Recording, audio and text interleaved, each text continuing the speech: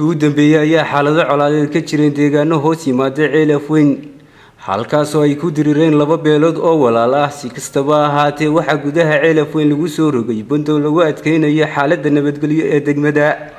isku soo wada duub oo xaaladda nabadgelyo ee degmada ayaa haatan u muuqata mid xasiloon iyadoo ay si buuxda gacanta ugu hayaan ciidanka qaranka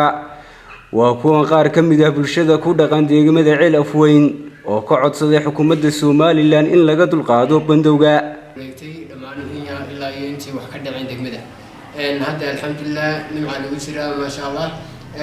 kulay runtii hadda in badan kama dhicin ilaa dhowr casho ay kama dhicin wax shaqaaqa ay degmada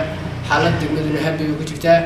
bandowga ayaa ugu daraa oo la saarisay 6 subaxnimo iyagoo ay amniga sugayaan marka ciidanka oo heelan marka inay wax ka qabtaan colaad hadda waxa la saaraa 4 ilaa 5 runtii anagu iskuulkan baan haysanaa aad noo saameynay bandowgaas waxaan aad u soo codsan lahay in 5 la ka sii qaado bandowga maadaama magaalada iska yar degan tahay aad baad mahadsantiin wassalaamu calaykum waraxmatullaahi soo martay iyadoo bandowga 7 subaxnimo la saarayay waqtiyada qaarkood insha Allah maanta cimilada aad bay soo bedesho 4 galabnimo ayaa bandowga loo bedelay dadku meheradaha waa u furan yihiin وين اسكاك عن حسنا أيام هؤلاء حالة نبتقول من كوير كلا دقنت هي مدة ما شاء الله لا هو مهلا دولتنا وحلاها تلاقوين قاعدين وين هو بس مرتان ما يدوه وصلنا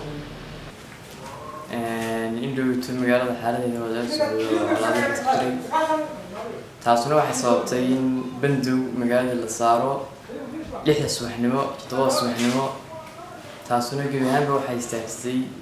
isku socodkii dadweynaha iyo gaadiidkii iyo ganacsiga oo meesha ka baxay maadaama la xisbaxnimo markii meheradii la furi lahaa oranayo xilal la bedow garanayo iyadoo sida xaaladda hadan hadda xaaladii hore ka sii wanaagsan tahay amaankuna aad buu wanaagsan yahay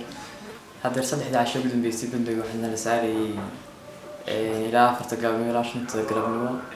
وإسكا وقت معقول أمر هلا وقت جي هراء فيديو من الأسعار جري هردو جين هراء مش غيسان يعني لا قلت مش غيسان يعني أنت عارف حنا رجعنا يعني جبنا لو بس يدي قدرنا إلى سديد هبني مسجال كبيرين ولا حنا الأسعار الدورنا حالة دائما كجودة قبل كيو قارهان قد جمدنا أنا وحق عند كويا